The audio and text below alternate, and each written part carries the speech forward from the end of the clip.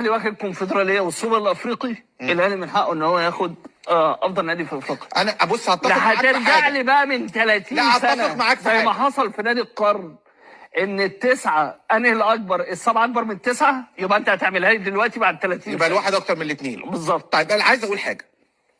انا عندي بطوله الاقوى اللي هي دوري الابطال، البطوله الاقل قوه الكونفدراليه، تمام؟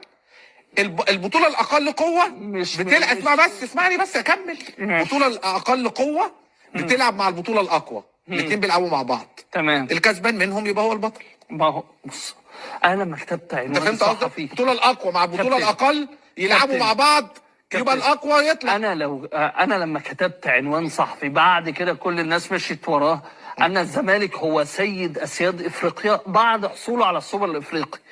فاهمني بقى ليه؟ لان هو خد الكونفدراليه لاعب بطل اذا دوري الابطال الاهلي اللي هو سيد اسياد مصر.